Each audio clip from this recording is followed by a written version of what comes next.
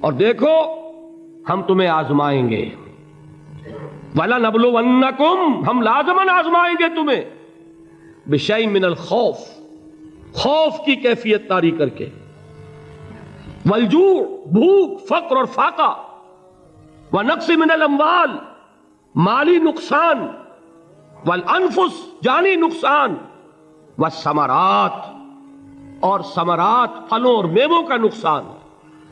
میرے نزدیک یہاں پر ثمرات کا مفہوم ایک اور بھی ہے۔ ایک تو صاف تھا کھجور کی فصل تیار ہے، غزوہ تبوک جانے کا حکم مل گیا، کون اتارے گا؟ اور کھجور وقت پر اتری نہیں، برباد ہو جائے گی۔ یہ ہو رہا ہے نا میووں کا نقصان۔ اور میرے نزدیک یہاں یہ بھی ہے، بسا اوقات بہت سی محنتوں کا نتیجہ انسان دیکھتا ہے کہ ضائع چلا گیا، میں نے 10 سال محنت کی، حاصل کوئی نہیں نکلا۔ یہ ثمرات کیا ہیں؟ محنتیں، محنتوں کے ثمرات کا ضیاع۔ کوشش آپ نے کی، قسمت کی خوبی دیکھی ہے، ٹوٹی کہاں کمن، 2-4 ہاتھ جب کے لبے بام رہ گیا۔ Be prepared. ایک شاعر کے یہ اشعار ہیں، وہ کمیونسٹ تھا، میں نام بھی نہیں لیتا، لیکن یہ کہ یہ اسی انقلابی، چونکہ ان کا بھی ایک انقلابی نظریہ ہے، انقلابی عمل میں یہ سارے مراحل آتے ہیں۔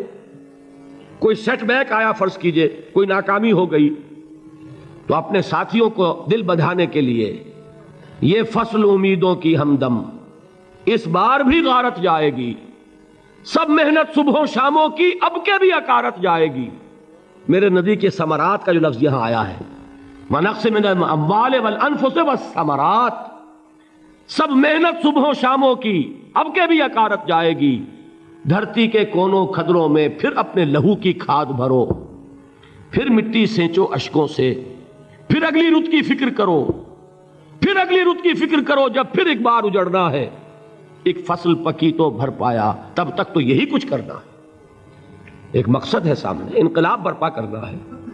ایک کوشش ناکام ہو جائے کوئی پرواہ نہیں، نیکسٹ، پھر تیار رہو ناکامی کے لیے۔ ایسا نہ ہو جو انگریزی میں کہتے ہیں hope for the best but be prepared for the worst. ایسا نہ ہو کہ دوسری مرتبہ ناکام ہو کے بددل ہو جاؤ، تمہاری ہمتیں جواب دے جائیں۔ نہیں، پہلے سے تیار رہو کہ دوسری مرتبہ بھی ناکامی آئے تو آئے، لیکن جب تک کہ کامیابی حاصل نہیں ہوتی ہمیں یہ کام کیے چلے جانا۔ دیکھیے سیرت میں آیا کہ نہیں یہ واقعہ؟ بدر میں مسلمانوں کو فتح ہوئی تو احد میں زک پہنچی کہ نہیں؟ 70 صحابہ شہید ہوئے کہ نہیں؟ اگر ان کی ہمتیں جواب دے جاتی تو گاڑی کیسے چلتی آگے؟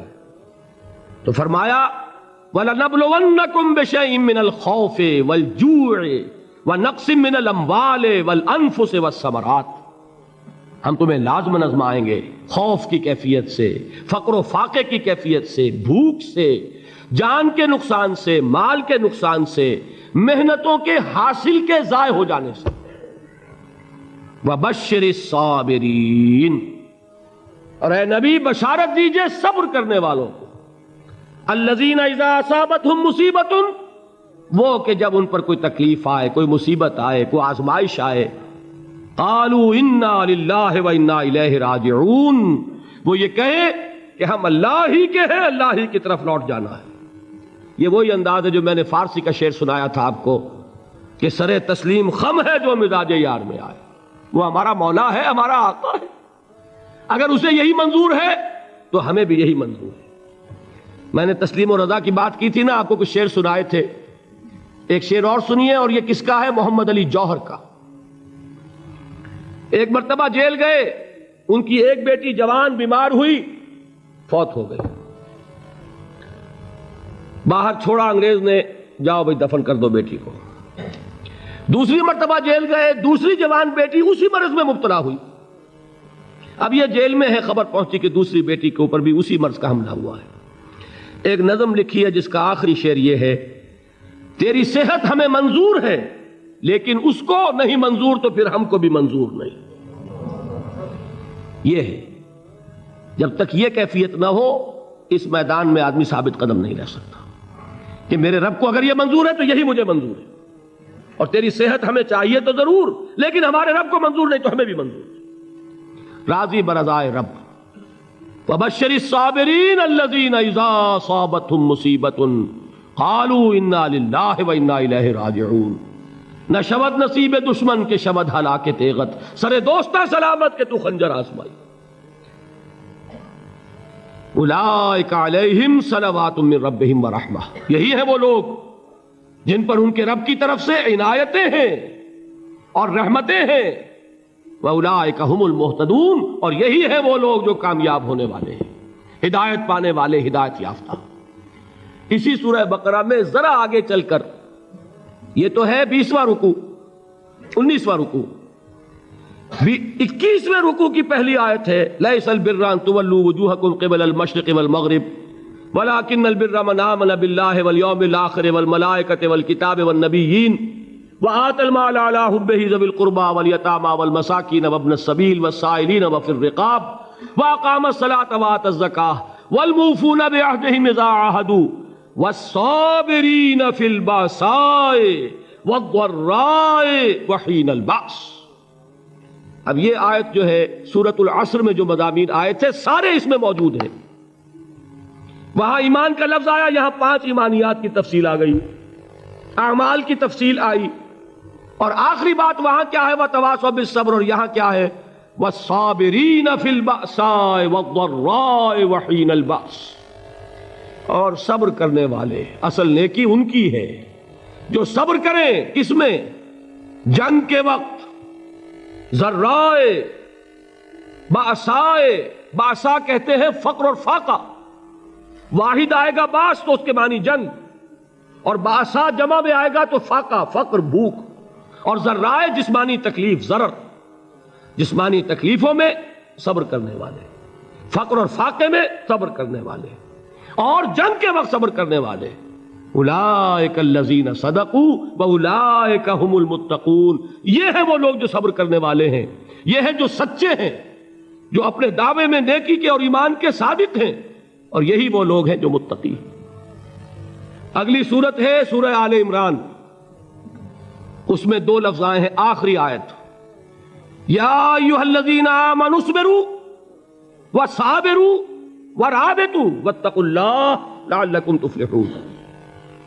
دیکھیے یہاں صبر اور صابر جو تعلق جہد اور جہاد کا ہے وہی ہے صبر اور مصابرت۔ صبر ایک طرفہ عمل ہے، آپ جھیل رہے ہیں، برداشت کر رہے ہیں، صبر علی المعصیہ، صبر علی الطاعہ، صبر علی الابتلاء، یہ سب کیا ہے؟ صبر۔ اور مصابرت کیا ہے؟ صبر کا صبر سے مقابلہ۔ یہ سورہ آل عمران، اب وقت نہیں ہے، میں آپ کو سناتا اللہ تعالیٰ نے کیسے کیسے مسلمانوں سے کہا، مسلمانوں تمہیں زک پہنچی ہے تو انہیں بھی تو پہنچی تھی، ان کے 70 نہیں مارے گئے تھے بدر میں، ان کے حوصلے جو ہیں وہ تو پست نہیں ہوئے، وہ اگلے سال آ گئے تم پر چڑھائی کر کے، تم کیوں اتنا برا مان رہے ہو؟ تمہارے دل اتنے زخمی کیوں ہو گئے؟ تمہیں تکلیف پہنچتی ہے تو انہیں بھی پہنچتی ہے۔ اپنی غیرت جو ہے ہمیں ذرا اس کا جائزہ لینا چاہیے۔ لوگ باطل نظریات کے لیے کتنی قربانیاں دے رہے ہیں، لوگ باطل چیزوں کے فروغ کے لیے کتنی محنتیں کر رہے ہیں۔ جیسا کہ میں نے ابھی کہا تھا، اسی غیرت کو چیلنج کرنے کے لیے، ذرا آپ کی حمیت دینی کو جوش دلانے کے لیے، قادیانی نوجوان کتنی تعداد میں اپنے آپ کو دین کے لیے وقف کرتا ہے، اور آپ کتنے نوجوان ہیں جو اپنے آپ کو دین کے لیے وقف کر دیں، اور ہوں وہ کھاتے پیتے گھرانوں کے لوگ۔ یہ نہیں ہے کہ اگر کوئی اور کام نہیں کر سکتا تو پھر یہ ہے کہ وہ دین کے کام میں لگ جائے۔ باصلاحیت لوگ، کھاتے پیتے لوگ، ذہنی استعداد رکھنے والے لوگ، اونچے گھرانوں کے لوگ، وہ وقف کریں اپنے آپ کو دین کے لیے۔ اس کے بغیر کیسے باہر آ جائے گی، کیسے رونق آ جائے گی؟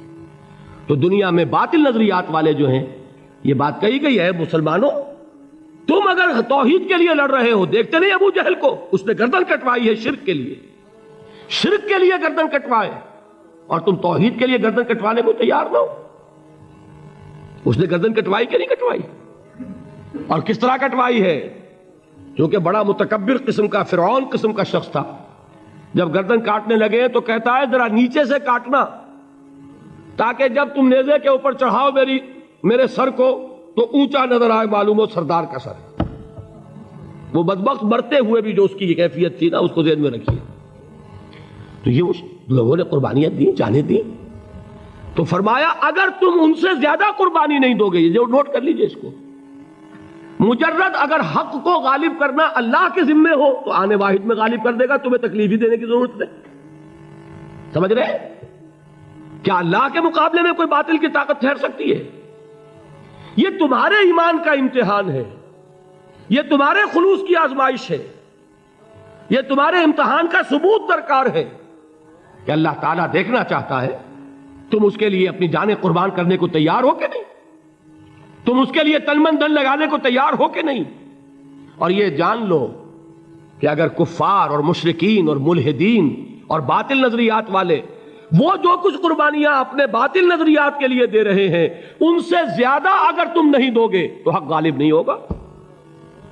انہوں نے جو صبر کیا ہے اپنے باطل نظریات پر، اگر تم اس سے زیادہ صبر کا ثبوت نہیں دو گے اپنے اس حق پر تو حق غالب نہیں ہوگا۔